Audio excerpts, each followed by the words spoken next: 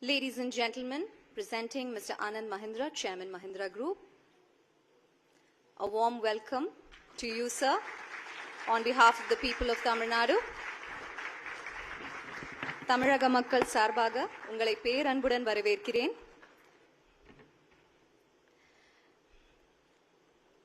Tamil Nadu is India's most urbanized major state and the second largest state economy in the country. It is home to a large percentage of the country's women workforce. Committed to diversity and sustainability, Tamil Nadu is leveraging its industrial strengths while investing in research and development to build technology and innovation to become future ready. This apart, to elucidate on why Tamil Nadu is an ideal investment destination, we have a very special speaker who has a rooted connection to our state. He did his schooling here.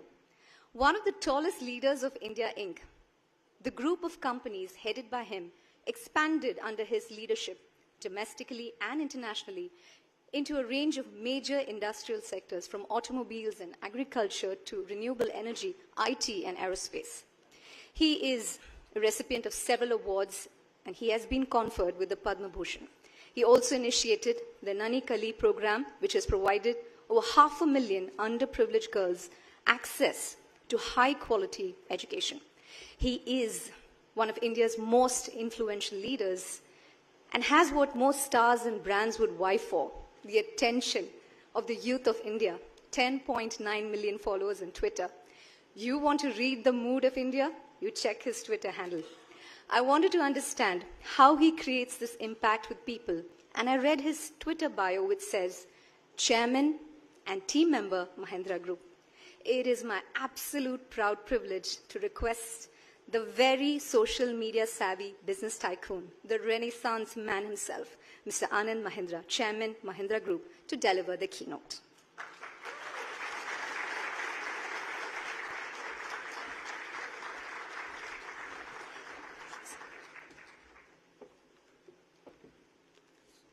Sorry, take away your place.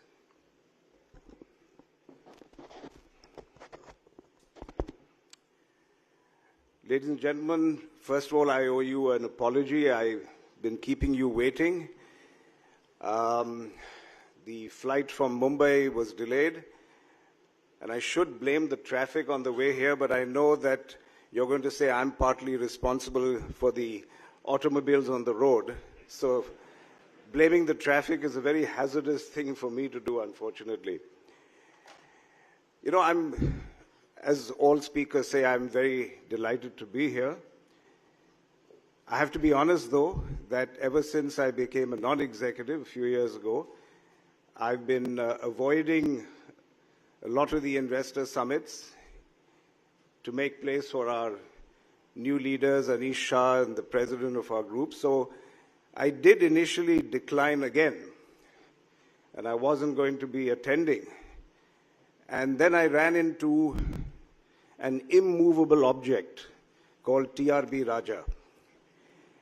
And let me give you some very simple advice. Don't ever argue with anyone who is over 6'5" tall. It's never going to work. So that's why I'm here. I owe it to Mr. Raja, but I am delighted to be with you. Now, his height is also, in a sense, symbolic of the towering presence of Tamil Nadu in the Committee of States in India. And I say this from personal experience.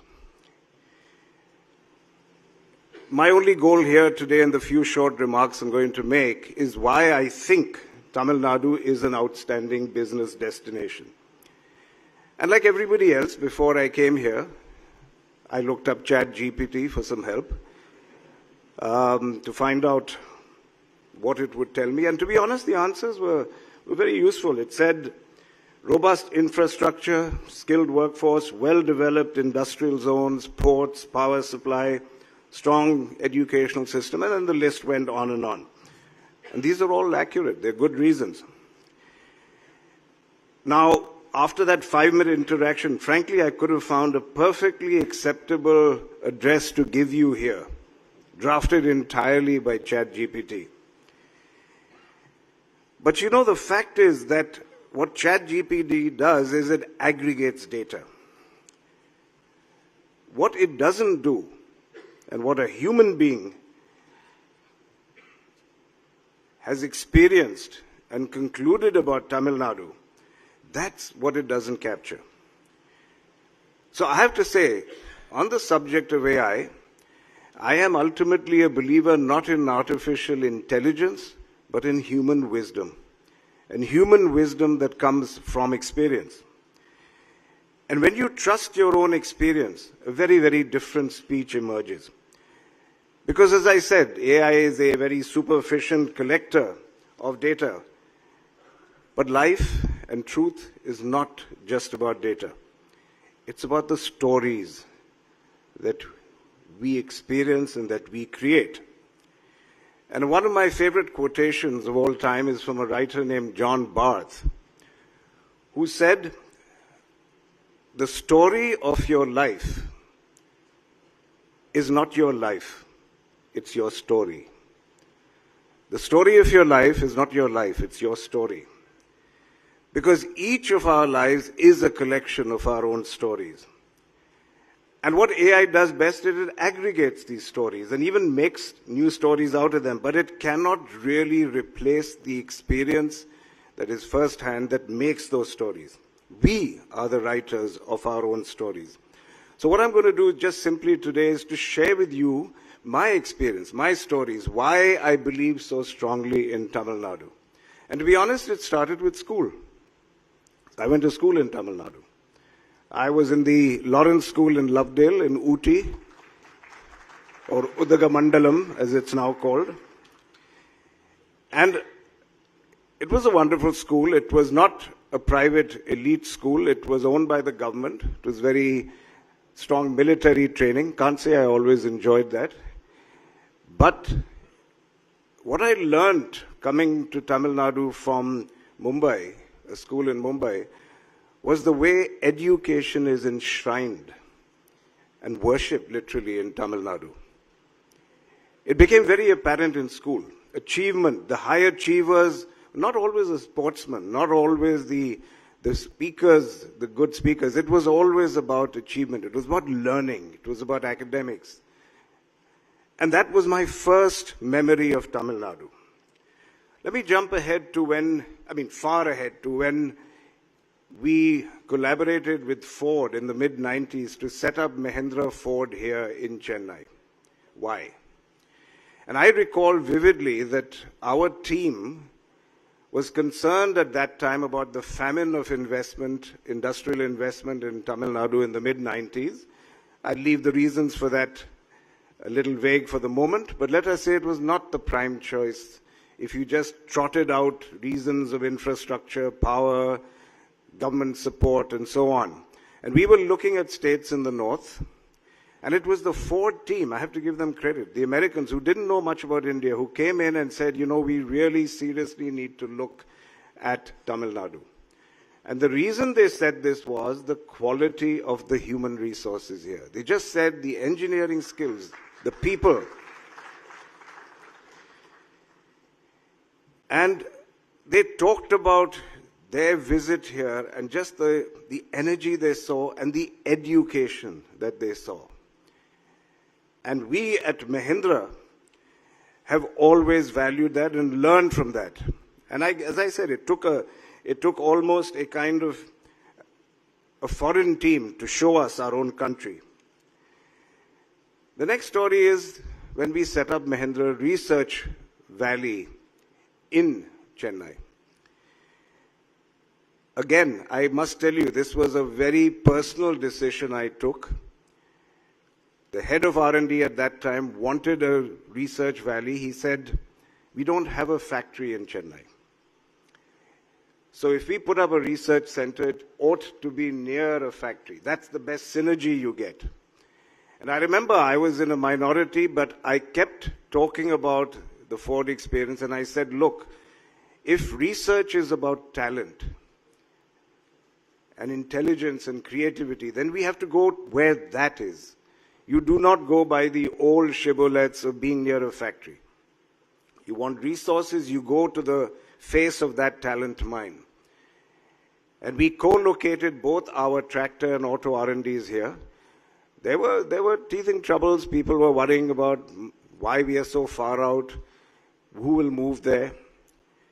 Today, that research valley is the pride of our business, of our group, and is what has enabled us to turn out blockbuster products.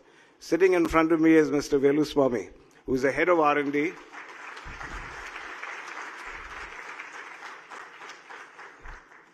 Velu is a story in himself. Schooled entirely here in India, in Tamil Nadu. And he has risen to become one of the most respected automobile engineers, not just in Mahindra, but I would say in the world today. Congratulations, Velu. And another story, Mahindra World City. I remember, we set that up originally as Mahindra Industrial Park to accompany the Ford plant. And again, I'm telling you the honest truth. We were so delayed in finding land that by the time we found the land for the industrial park, all the component suppliers had already found other locations. And there I was with one of our board members telling me, Anand, this is a real white elephant you're creating. Why don't you just donate the land back to the Tamil Nadu government? That was the situation of the kind of attitude that there was to Mahindra World City. So we pivoted, we repositioned it, because I still believed very strongly in the power of the human resource here. And I said, if we came here, set up a plant, putting up projects here, then why won't the world beat, a path to the doorstep of a special economic zone here? So we renamed it, a little immodestly, I must admit, as Mahindra World City. And we positioned it as a special economic zone. We convinced Narayan Murthy to come in as one of the first tenants. He came back, and I remember telling him, he said, Anand, I know White Elephant. It's visionary, and I'm be proud to be a tenant here. And after that, there was no looking back. And all of you know what kind of tenants and what kind of people we have at Mahindra World City. But they're all there because of the human resource here. And the last story is really about a different kind of resource, not engineering resources, but just in general the resources. All these projects I talked to you about were enabled because of an outstanding bureaucracy here. Whatever political regimes came and went here, the bureaucracy here was simply outstanding. Very supportive, always with you. They were the people who enabled and facilitated and stood with us as we had teething troubles through all our projects. Once again, this is exemplary of the kind of resources here. I don't know whether you know, but Shaktikant Das was with the government here at that time, heading the guidance agency. Today he's the governor of the Reserve Bank of India, which I'm proud to sit on. And he and I often reminisce about the days here and how we facilitated our coming in. So that's what Tamil Nadu seems to do. Shaktikant is not Tamilian. He's from Orissa. But Tamil Nadu has the ability to take people, provide an environment in which people bring out the best in themselves. So the lesson that I draw from all these stories is that while infrastructure, ports, power supply, and things of that ilk are hygiene factors, and that technological advances like AI are important, it's always the quality of the human capital that matters. And that's why I'm not at all gloomy about the prognostications that AI will one day take over from human beings. Technological change is always frightening. I mean, even as far back as the ancient Greeks, Socrates disapproved of the idea of writing because he believed it would affect the human being's capacity to memorize. And yet, writing turned out to be one of the most seminal developments in human history. It enabled the capture of ideas, the spread of knowledge, and the freedom of expression. It was not writing itself, though, that created this impact. At a certain stage, everybody could write.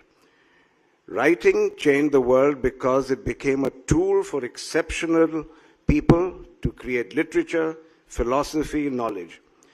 In short, human capital added value to the technology of writing and used it to enrich and enhance civilization.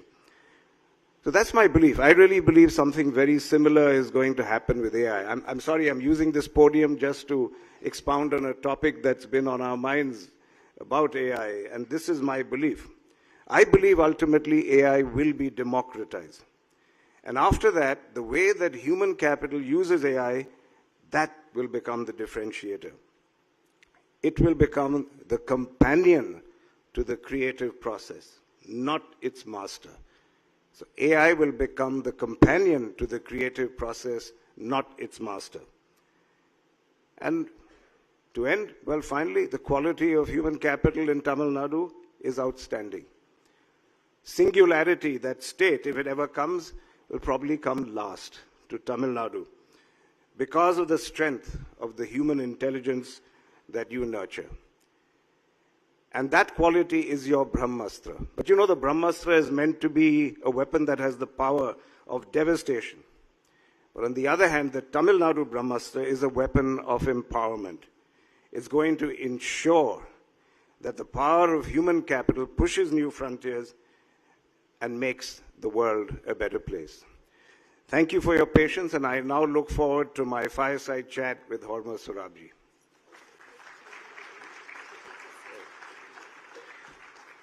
What an absolute masterclass. You know, you have to write your own success story. I think that's truly amazing. And thank you for the faith that you have in our state, Tamil Nadu. And we're so proud to be part of your success story. Truly an honor. Thank you so much. And we're going to open up for questions. And before that, sir, you've been very kind to people who like tar. So, and you also give tar to them. So just putting it out there that I'm a fan of tar. Put her on the list, Velu. Thank you. All right, we're going to open this for questions. So I request the audience, introduce yourself, keep your questions really brief, put your hands up, and our volunteers will reach you. Thank you.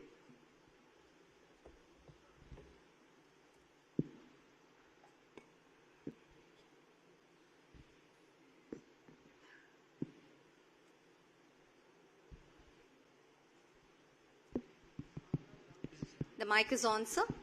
Yeah, this one is on. Thank you. So we are from SN Auto.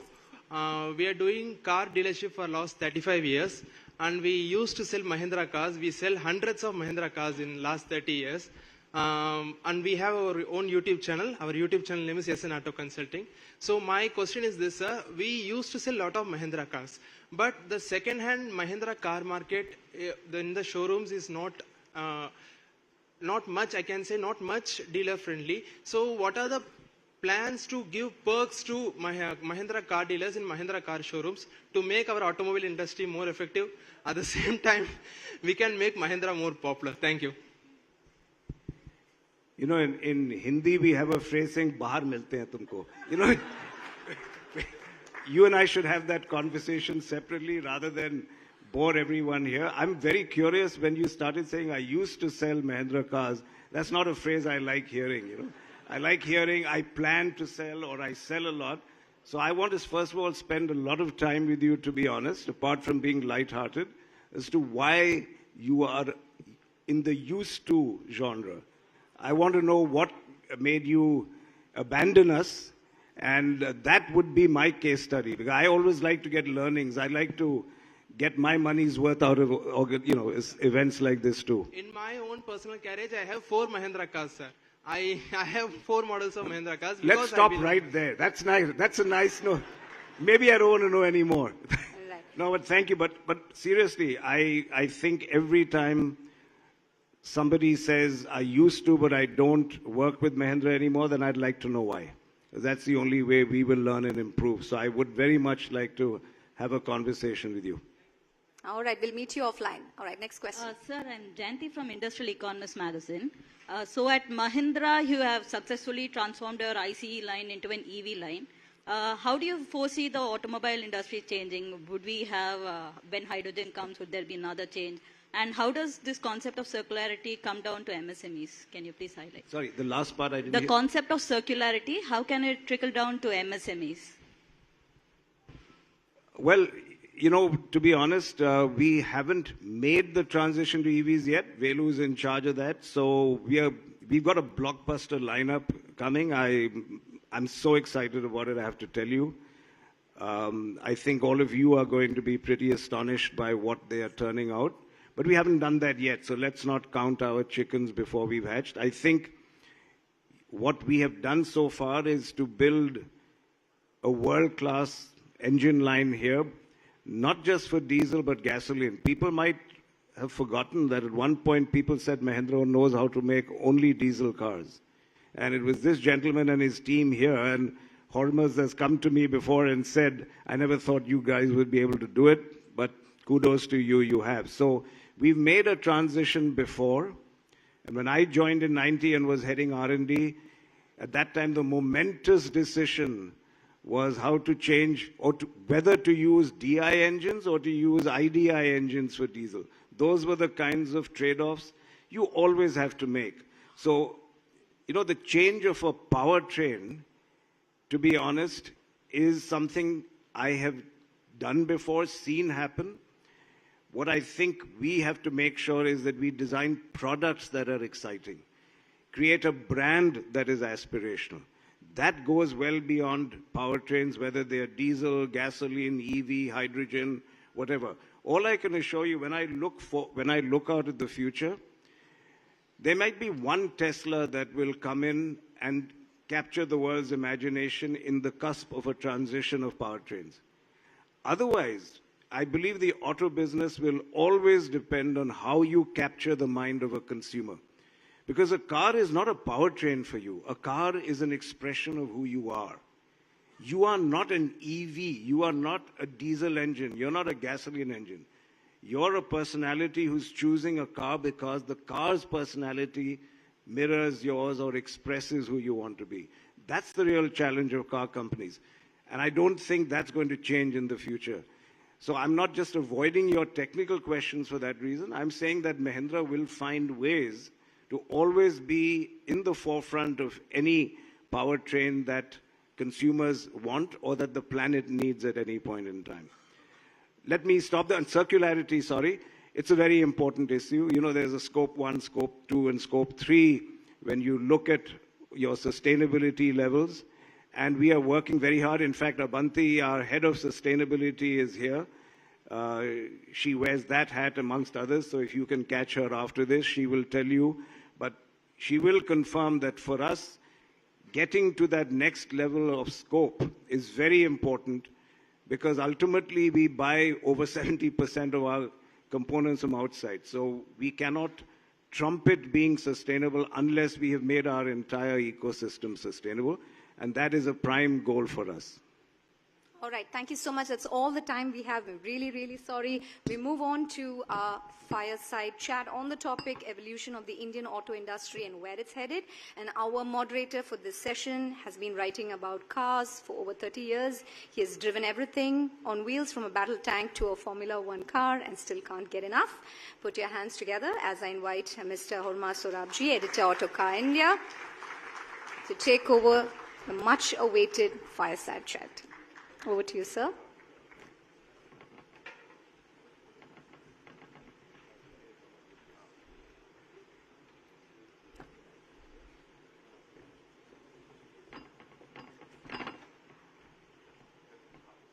Audience, if you've been enjoying our sessions, we look forward to hearing from you on social media. Use the hashtag TNGIM 2024, and let us know what you're thinking. We'd love to hear from you.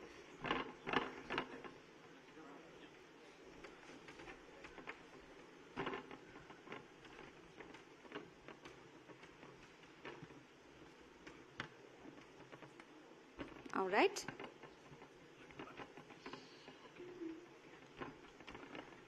Thank you so much, and it's over to our moderator. Thank you very much for having me here. It really is an honor to kind of moderate this fireside chat with someone who I've admired, respected for, I think, 30 years. I don't know if we go back that long in case... But you never told me 30 years ago that you respected me. Well, I hardly met you at that time. I was a cub reporter, and there you were. But I just want to give you some context on this fireside chat. I think, in the program we talked about future of EVs, but honestly, we've tweaked it a bit to talk about the evolution of the automobile because honestly, everyone knows what a legend Anand Mahindra is, but I think a few people don't know his career spans what I would call two major disruptions. One disruption, when delicensing happened, the economy was liberalized, and really Indian OEMs at that time had a threat of literally being wiped out. And right now we are standing on the cusp of another disruption that's already started, which is electrification, new energy, and the transition of that. So Anand, in that sense, you kind of bookended these two disruptions. But going back, and I think I remember, you may not remember, but I first photographed you with the Armada. That was around 93 or so. And that was the year of delicensing, and you were really worried. Would you manage this kind of, let's say, onslaught of global OEMs? And 30 years later, I think it's fair to say that Mahindra has never been in better shape. So I think clearly, you've managed the competition, figured out what the nuances are in the Indian market. But, just straight over to you. Going back to 91, you just came out of steel into the big bad world of the auto business. Was it really frightening at that time? Yeah, my God, you and I really go back a long way, don't you? My only concern is you still look a damn lot younger than I do. That's my... I'll have to figure out what your formula is almost. Drive fast cars. Very it's interesting. I started my career in one of our companies called Mahindra Eugene Steel, which was an electric arc furnace alloy steel producer. And when I joined, it was 81. And at that time, ironically, even though the government was still mired in a license raj, for some reason they opened up licensing to mini electric arc furnaces. And there were about 1,000 electric arc furnace mini steel companies opened up. So when I came back from business school, I was hit by almost a mini liberalization. Nobody knows that. So I actually I cheated. I got experience in what happens when you liberalize an industry. And Mahindra Eugene, from having a profit in 81, almost equal to Mahindra and Mahindra's at that time, went to losses for the next couple of years. I won't go into a PhD on what we did to survive there, but all I wanted to tell you was that the mindset is very important. If you go in with a mindset, oh my God, the world has changed, I better get out, it's not going to work, odds are against us, you're going to fail. I had the advantage of having navigated an earlier company out of a similar crisis. So I knew you can survive. And I'll tell you, if you have that in your heart, I will survive, you can get away with anything. The details are almost not specific. Sorry. I remember, in fact, we had met, Mr. Keshav Mahindra in your office, and I remember him saying that he literally said the government, don't open up completely, do it slowly. And then he finally said, thank God they didn't listen to us. So literally it was a kind of trial by fire. But, at that time it was a joint venture route. You had everyone coming in, and that was one way of trying to kind of, let's say, compete. Obviously that didn't work. And then, just run us through how it was, because clearly joint venture, then you developed your own capabilities. You got in the right talent. As you said, Velu, he's my guru as well. And clearly, I think building the people, the team, was that really the kind of secret sauce? Yeah. Let me go back to one other thing which is very interesting. So in 91, when I joined, again, we were faced with liberalization. In fact, I began to worry whether I was the panauti person that every company I joined went into a dive for a minute, But it helped my career because it allowed me to always go nowhere but up. But I'll tell you, when I joined, one of the largest consulting companies in the world came to me and said, you better get out of automobiles because you don't have scale, you don't have technology, no chance you're going to survive with the world's automakers who will come into India. Stick to tractors, you're the market leaders, India has scale there. Give up every other business except tractors. And I recall when we did the Mahindra Ford joint venture, I was driving the Ford escort plant out of Marimalai Nagar here. Jack Nasser was with me, who was at that point number 2, became CEO. And he said, Anand, you know, there are only going to be 5 car companies 10 years from now that will survive. I have to admit, when I met Jack about 5 years after that or 10 years after that, somewhere in a restaurant in London, I was a little cheeky. I said, Jack, I still have my job. You don't have yours. So, the best. But Anand, I think that I'll come to your questions about the team. So, it's funny. You said your route, even then our route was joint ventures. I used to use an expression, and I think in one of my interviews with you, I told you, Hormuz, that the joint venture with Ford was a kind of hedge. It was a mothership strategy, I called it. I said, look, I think we can survive on our own. I think we can make it. But if we don't, it is my duty to shareholders to make sure we just don't go the way of Premier Motors or Hindustan Motors. We must have an option to find a mothership we can attach ourselves to. So it was a marriage of convenience. Ford wanted, quote unquote, an escort service. We used to joke into India. That's why the Ford Escort model, we used to joke about it. And that was their goal. And we were providing that service to them of showing them India. And we needed them for technology. The same plant, the same people, 300 people who manufactured the Ford Escort switched to making the Scorpio because they now knew how to make a modern car. So was that the tipping point? Was that was the tipping point. I mean, your decision, because I know even Ford were at that time keen to get in on the Scorpio program.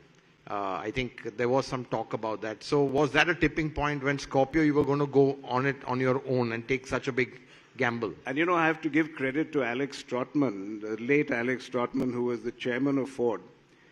When this 26-year-old guy from IIT Design School designed the Scorpio, and we decided to put in the largest investment ever, and I bet my job on it, not the company, but when we did that, it came out looking so good that we went to London, and in a shop there, we didn't even have our ability to build a clay model. So we were doing it at a place called Hotel Whiting in England. I don't even know whether they're still alive. Alex Trotman, Wayne Booker, Jack Nasser, the top 3 people, and the head of their R&D came to see this car. They got so excited by seeing the clay model of the Scorpio that Wayne Booker turned to Jack Nasser and said, Jack, let's send 30 engineers out to Mahindra in Nasik to help them build this because it looks nice. And Trotman said, no, we will do no such thing.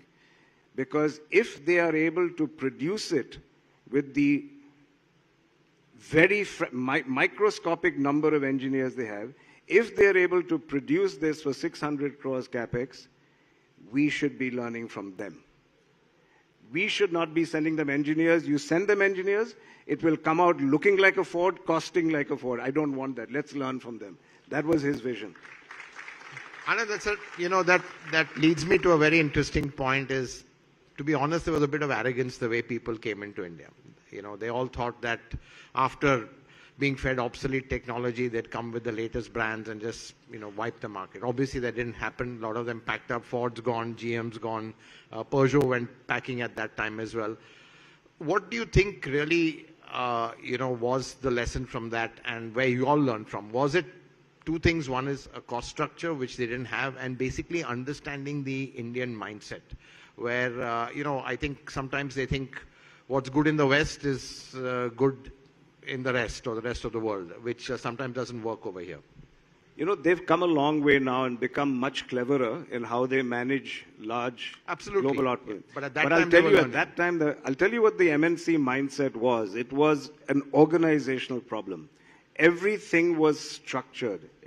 They had a similar structure, country manager, P&L manager, and then they had a matrix organization where everybody reported. So the R&D person here would report to an R&D person there.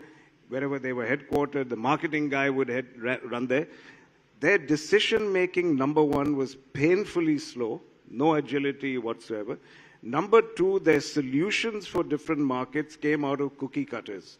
So there was an assembly line. They would take a basic product and then say, let's Indianize it. It was never India first out. It was overseas headquarters product in. That was their real problem. And so one was organizational. Second was product problem, that it was always product from overseas. And the third was their lack of frugality. Because they did things a certain way. They didn't understand. I'll tell you another little interesting anecdote. You know, after Ford, we did a joint venture with Renault. And people keep asking me, why did your joint ventures fail?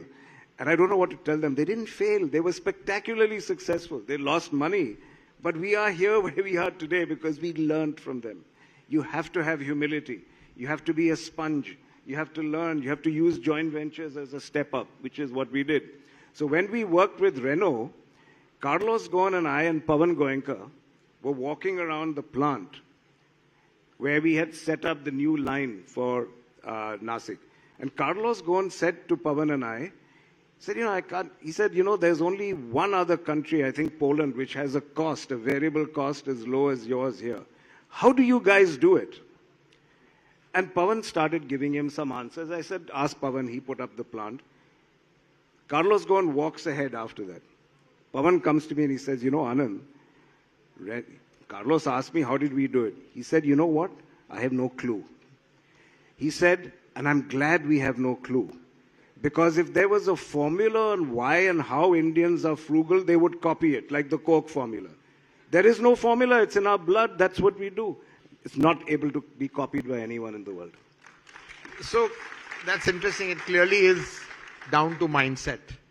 On the flip side, and being very honest, do you think quality also was a mindset we had to change the way it was earlier, and how we've improved in quality all this while? Because quality was a challenge 30 years back. No question. And I just want to understand what had to be done. I mean, obviously, adopting lean manufacturing processes from the Japanese, getting better efficiency, quality standards. So I think that's perhaps something which, was lacking at that time. No question, and I don't want to get into the psychology of why quality was never on top. Or maybe, it's a very simple formula. I'm a strong believer in competition and free markets. If you don't have competition, and let me be honest, the way it was structured here, Premier and Hindustan made cars, Tata and Leyland made trucks, Mahindra made jeeps. Utility vehicles, now we have to call it. We called it jeeps then. And that's how it was. So managing at Mahindra for my predecessors before liberalization was allocation. They just had to produce and allocate. You only get better, productive, lower cost, and higher quality if you have to compete. So it is a lack of competition. I think that today the presence of healthy competition is making us all go for quality. Having said that, there was a transition. So you may remember in the 90s, we went in for lean manufacturing. We first went to a German company, and then we ended up with a company called Lucas Systems in England.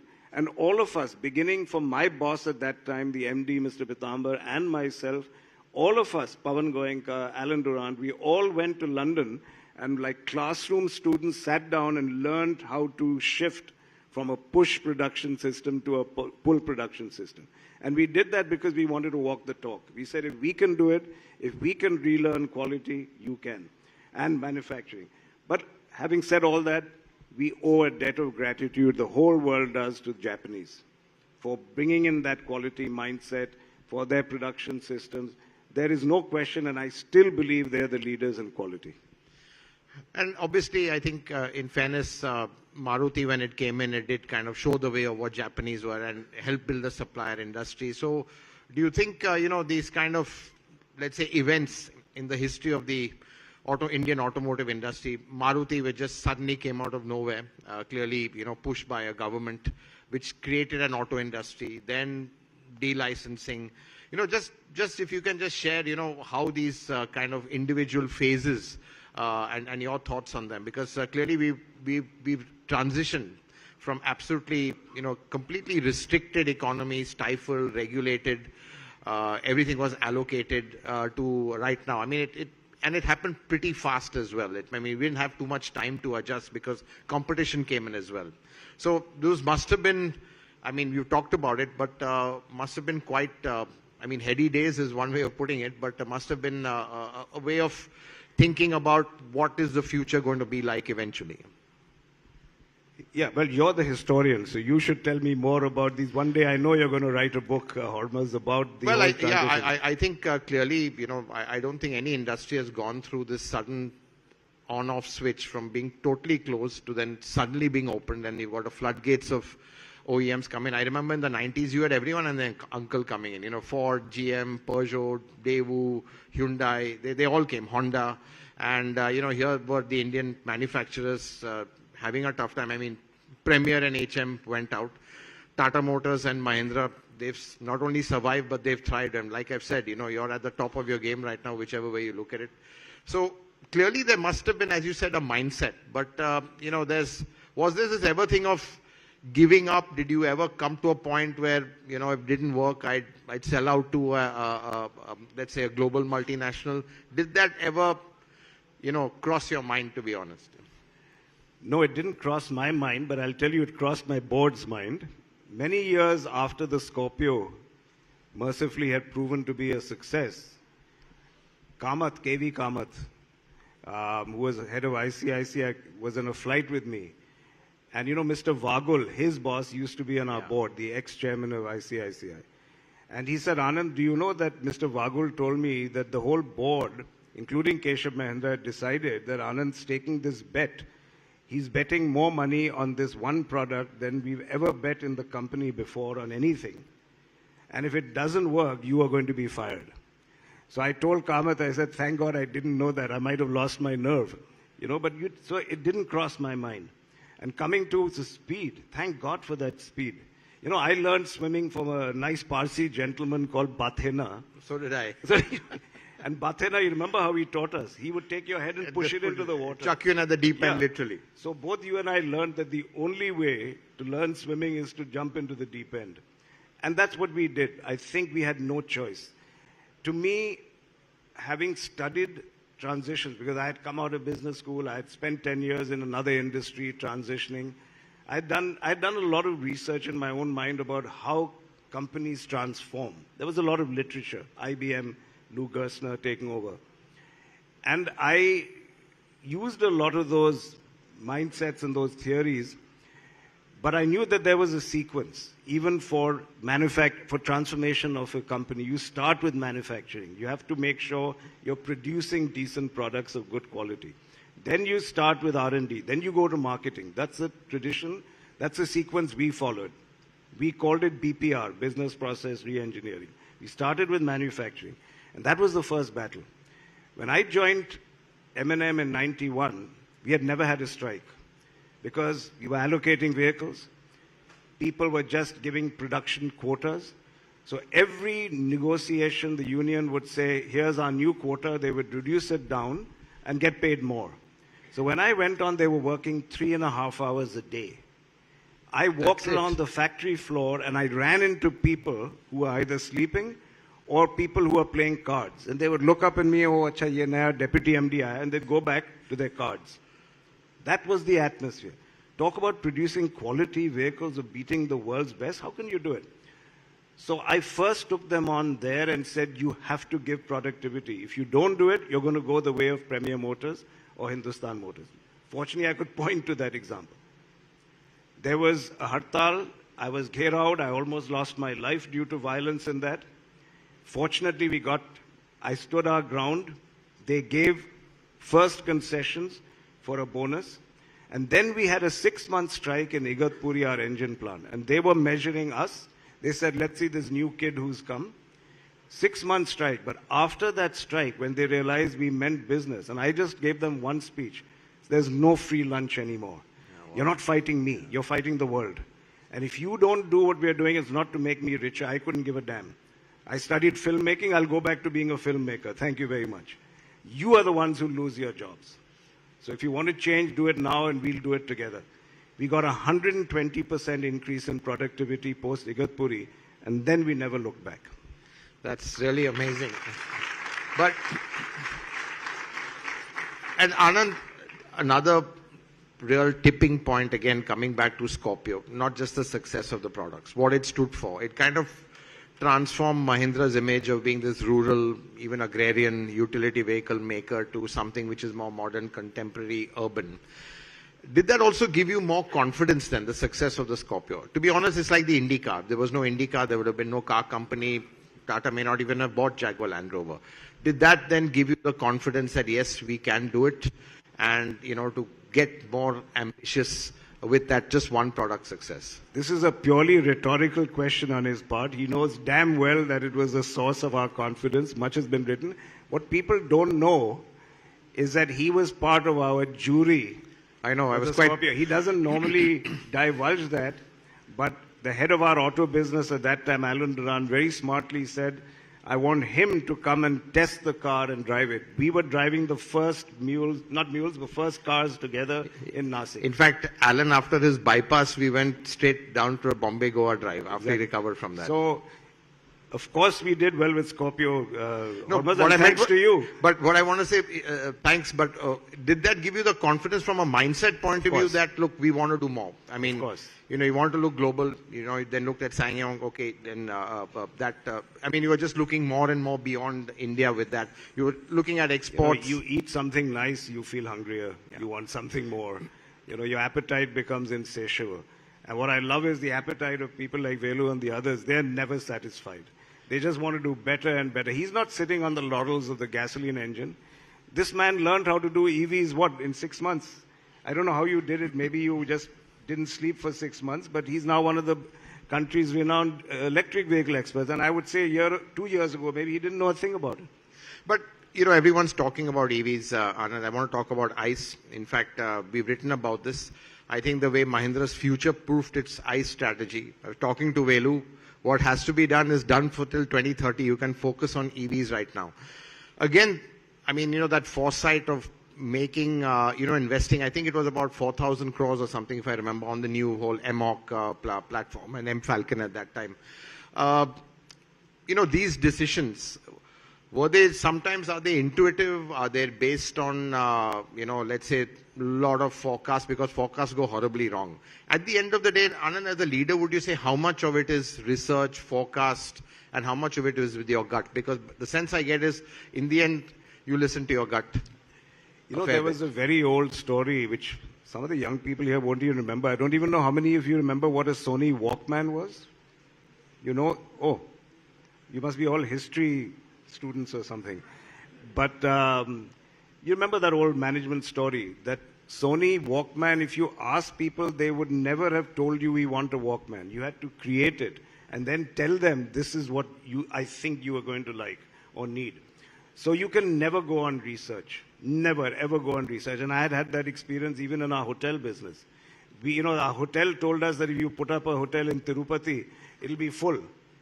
They don't understand. They didn't. It was empty when we put it up. It was called Guest Line those days. This is before Club Mahindra. And I lost my confidence in you do research, but not only research is enough. You do not grow if you do not take bets. You have to take measured bets. You have to make scenarios. And I'll tell you honestly, I'm not the kind of person that would bet the company. I have enormous respect for shareholders. We have always never been dominant promoters. That's not been our mentality. We owe everything to our shareholders. So it's not my job to go out and take inordinate risks. So if you look back, we've never taken a risk that has bet the company. Even the Scorpio. It was never a risk that would bet the company. So that's not our psychology, not my personal psychology. At the most, you'd bet the project. But not the... you have... when we saw the Scorpio, Alan Duran calls me up and he said, Anand, I want you to come to our plant and take a look at what this young guy has done. What was the project? It was called an IDAM project, Integrated Design and Manufacture. It was part of BPR to learn how to design new cars. The project was building a 13-seater car. We had already built 10-seaters. We were worried excise would go to be extended to 13-seaters, so we were building a 13-seater. And then I go out and said, Alan said, Anand, we are supposed to be doing that. But this guy says, this is what we think the public is looking for. And I looked at it, and it was a Scorpio, very much like the original Scorpio. And I said, Alan, this is not the IDAM project. This is the future of the company. And I said, I will fight like hell to make it happen. And we did. And I told you, I didn't know it, but I was risking my job. But we went back and told the board, this is what we must do if we have to survive. Is that about research? No. Is it about gut? Yes.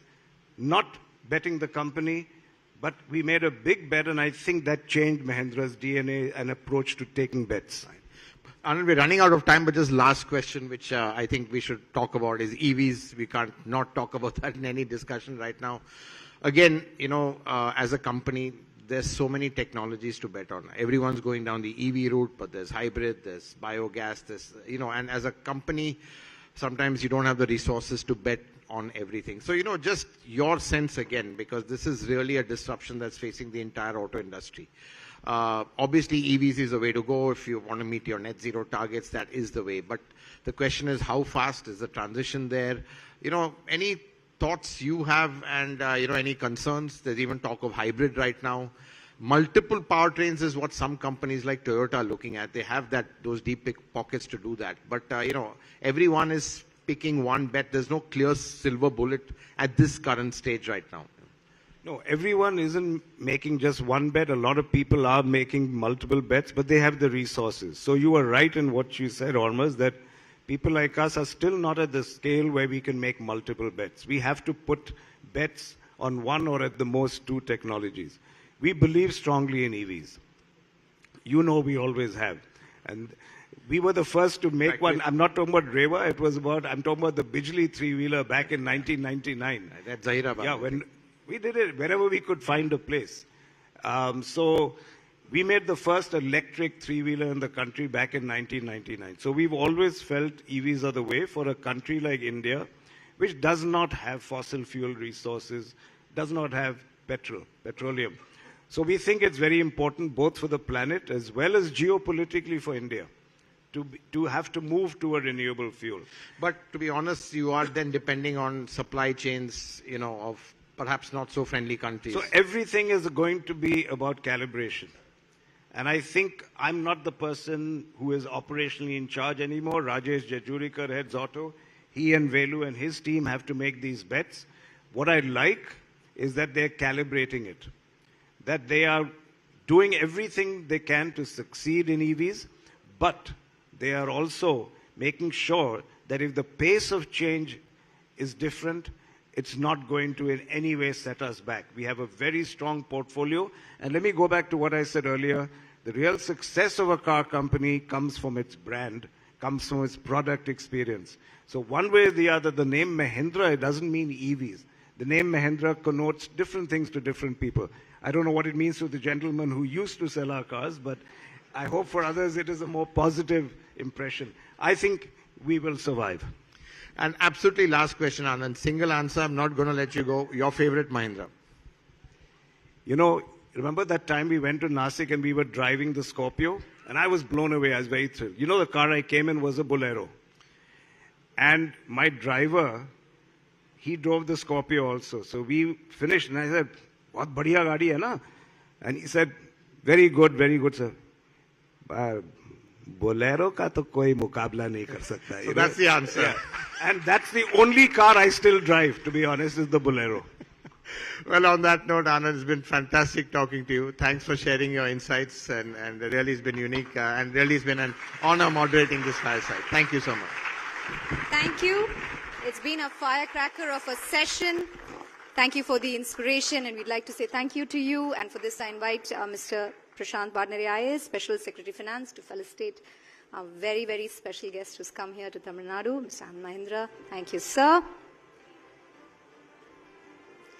Yes, this is the Tamil Nadu Global Investors Meet 2024. We're inviting the whole world to collaborate with us. And at this moment, we are celebrating it with our farmers, with the representation of the Jallikattu. Thank you, Anand, sir.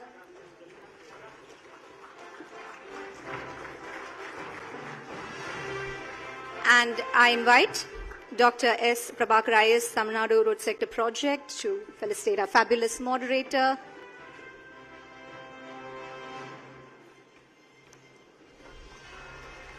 Those of you who enjoyed this session, can we hear it in your applause? And let's show our special gratitude.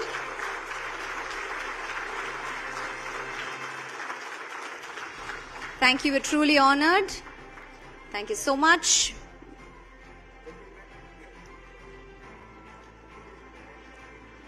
For a quick group photo. Yes. Yes. Sirs, can you all join for the group picture as well? Audience, they have to leave for the valedictory, so please do not crowd the way. Our bouncers are going to be there. No selfies at this point. Thank you for understanding. And thank you once again. You've been a fabulous audience. Thank you so much.